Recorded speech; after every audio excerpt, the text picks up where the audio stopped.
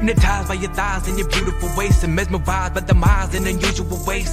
Head over fucking want my shoe for you. Up in your bed, stone fucking with Medusa do. And we're back with another episode of Ripper's RAPCAST. I'm your host, Hayes the Ripper. I'd like to first start this one off by thanking our sponsor, I Sell Glass. Go to isellglass.shop. Again, .shop, not .com. isellglass.shop for some of the sweetest glassware, best bongs, dab rigs, the coolest pipes. Check them out. Use the code RIPPER, Ripper, to get up to 20% off of your fucking purchases. Once again, use the code Ripper at isellglass.shop for 20% off your purchases. We got a link down below. Check them out. Now, on this episode, we got a couple of artists sending the music.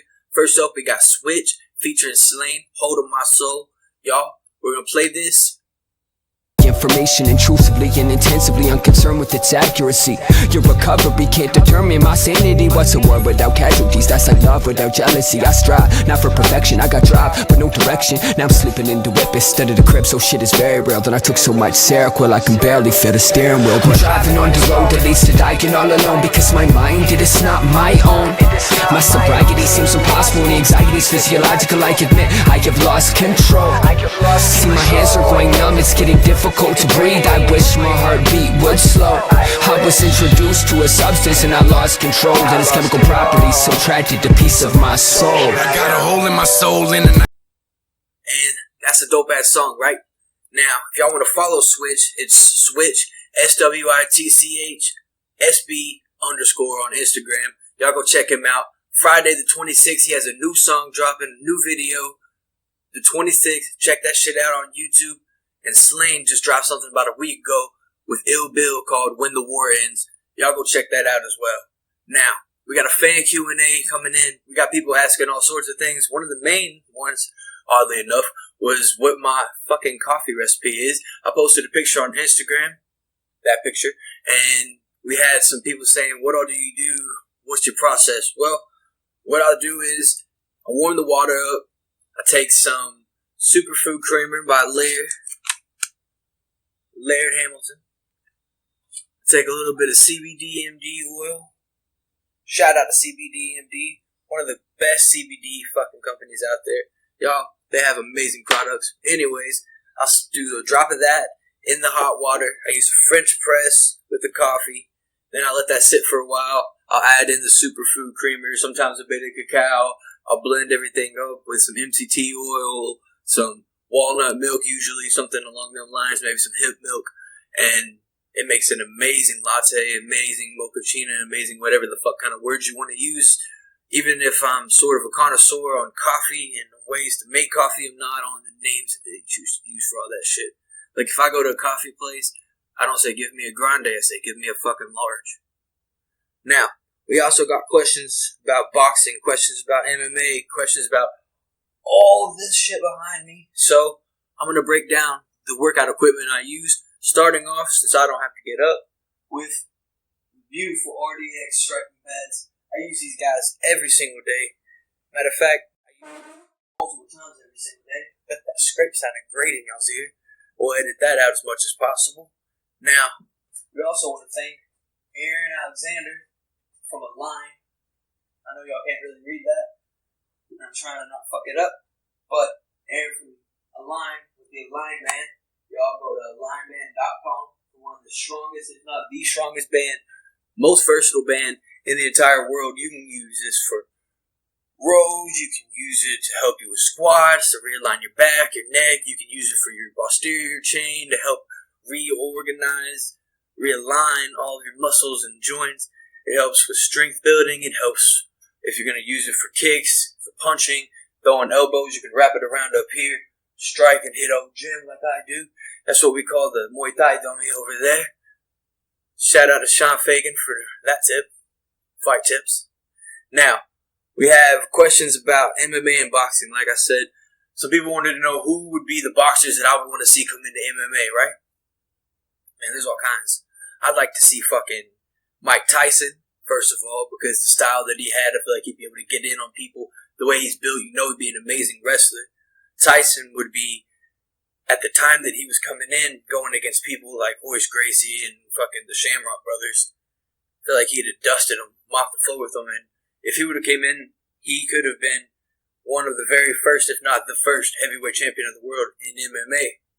As young as he was as champion in boxing and what he did to those guys, Tyson was just a different kind of athlete. As far as superior skills, I know that Lomachenko, who's one of the better distance and management style boxers, had trained for years in Ukrainian dance and wrestling, or Russian dance. I'm sorry. Forgive me, Lomachenko. Pretty sure it's Ukrainian. And I know that Triple G, Gennady Golovkin, had also trained in some. So we got to have those guys mixing up the skills on the ground. It'd be really sweet to see what they could do, especially with the way that you combine power and skill on one side with aggressiveness on the other.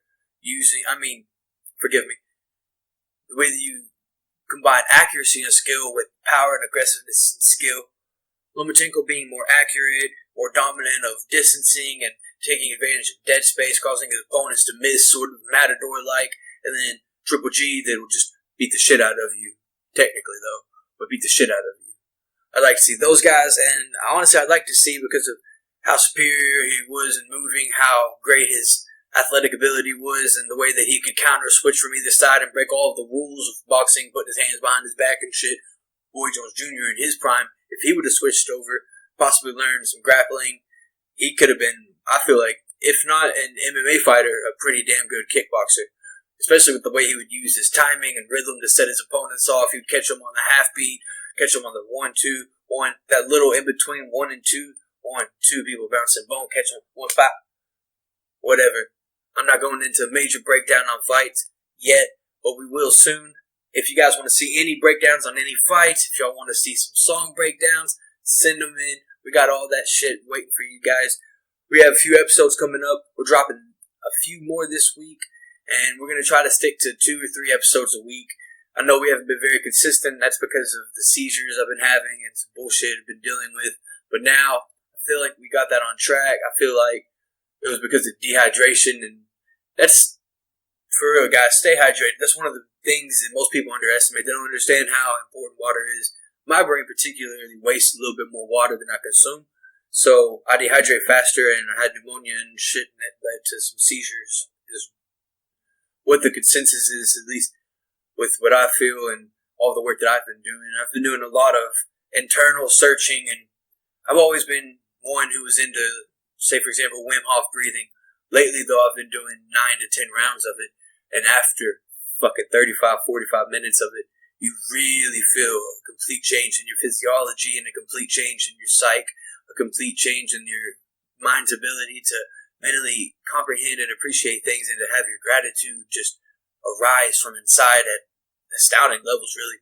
You'll start thinking, wow, I'm glad that I didn't get ran over by that car when I was in first grade, whenever I was playing football and I tripped catching that, or whatever. You'll start having weird memories come back. You'll start having good feelings, positive vibes.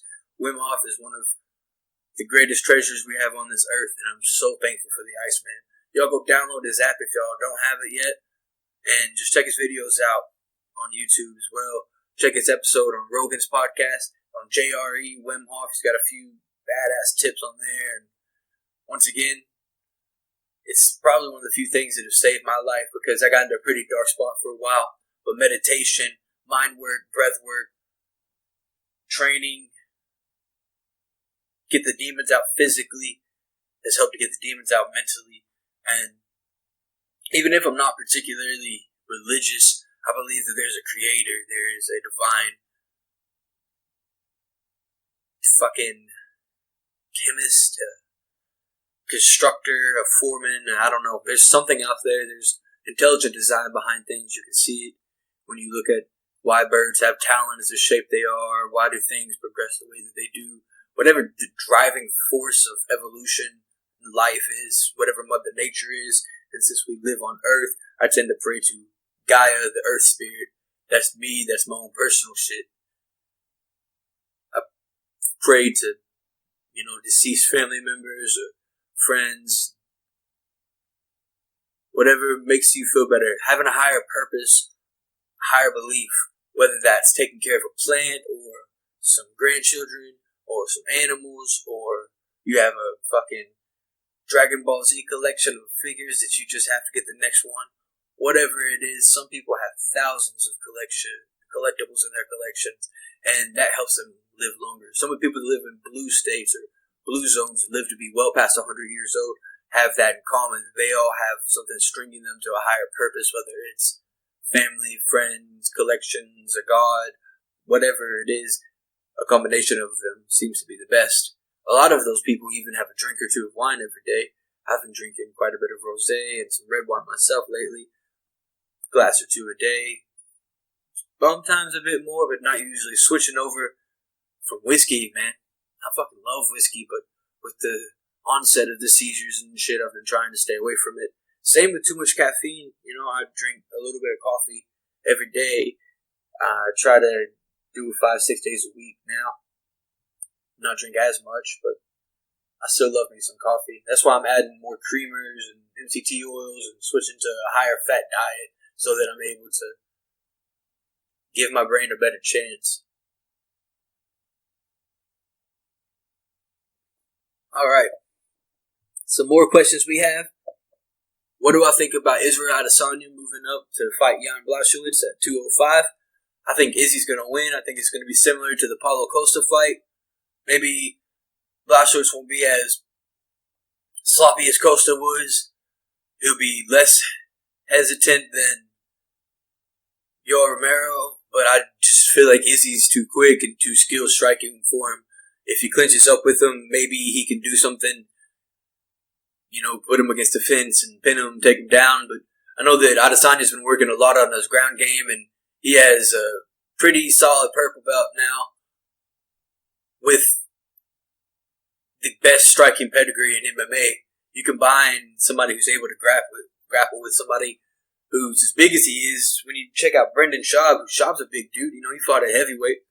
Izzy's a massive man standing next to him, which takes us to our next question. What's going to happen with Izzy and John Jones? I know Jones is ready to fight the winner of Stipe Miocic, the greatest heavyweight of all time, besides possibly Fedor, but that's another fucking topic we'll get into. In my opinion, though, because of the level of competition, Stipe Miocic, badass firefighter from Cleveland, he's the most successful, the most dominant heavyweight of all time in MMA. He's the best.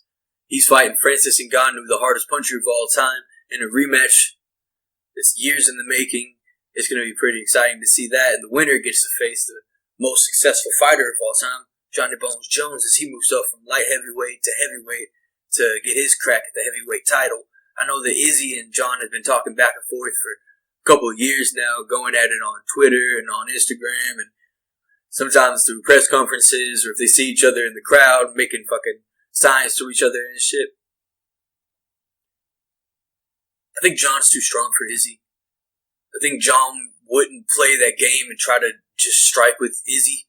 Maybe at first, but if Izzy started to piece John up, and I don't see him knocking John out, then I think John would just grapple him. And as good of a grappler as Adesanya has been shown to be, I feel like he's not even in the same realm as John.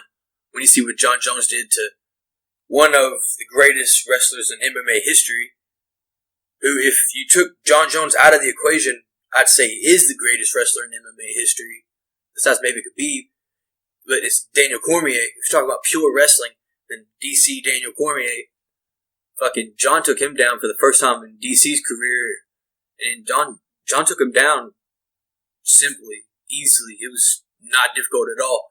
And I'm pretty sure he did it multiple times. And if I'm not mistaken, in both fights, and even if he didn't, he destroyed DC both times that they fought. It's going to be somebody like Stipe or Francis.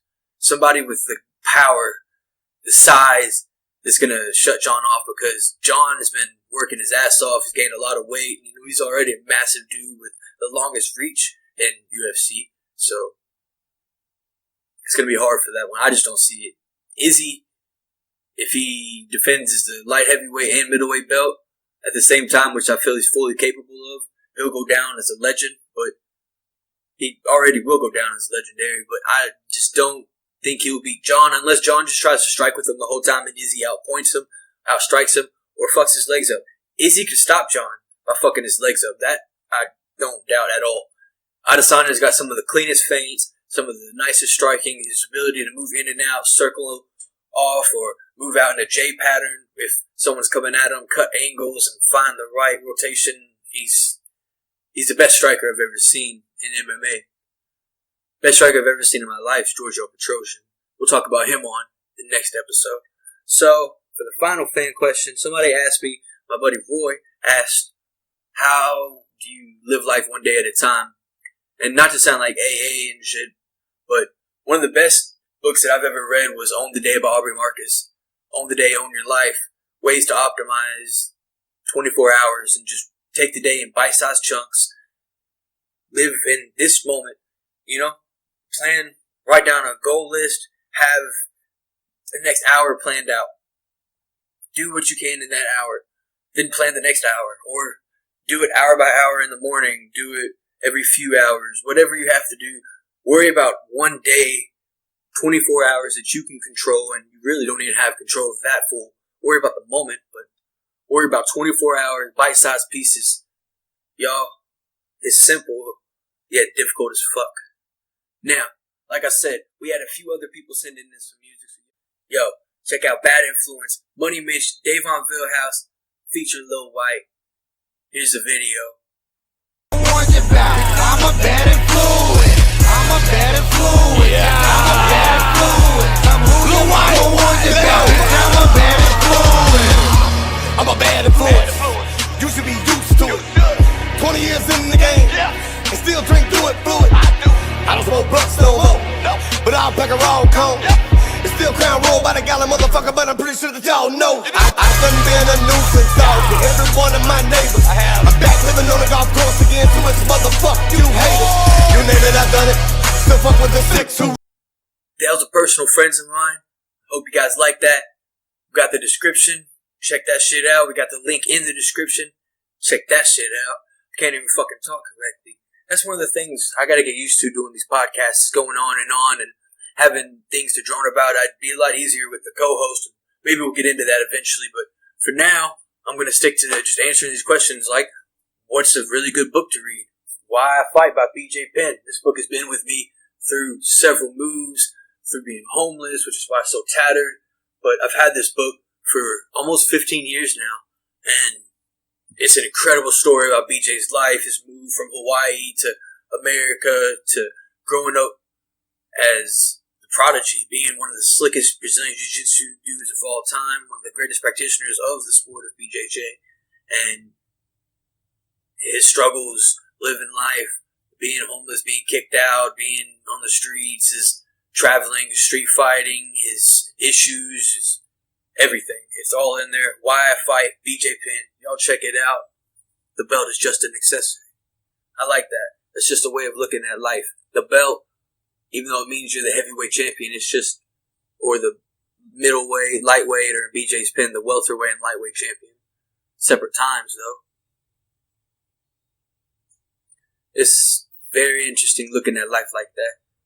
We all got struggles, we all got issues, anxiety, depression, and shit that we're facing. And like I've been saying to different people, lately you have to find the ways to conquer that. Use life like a video game and use it positive, negative, whatever you have to look at the scope and view it out of and just see what it is, what the lens help you. When there's something negative, find the positives that will defeat that negative. If you have an enemy, find out what weapons work against him. If you don't get enough sleep, find out ways to sleep better. You know, blue light blocking glasses, sleep in the darkness, cool room, one tiny bit of melatonin before bed, cool your body temperature down, cold showers, etc., etc. There's plenty of different ways. We've got somebody who asked me to do the review of Kill at Will, the final chapter, which is Token, Big Daddy Kane, Snow the Product, Yoel Ortiz, and Chris Rivers' Big Pun Son. I really like Token's verse on that. If I had to put them all in order, I would put Chris Rivers, probably Token and Snow equally. I love Big Daddy Kane. I really like the hook more than anything else on that song. If it was just based off of pure performance on it, though, lyrically, Kane and then Ortiz. I'm not the biggest fan of his, but what he had to say was pretty dope, and that was great to hear. I'm glad they did that. That was a couple of years ago.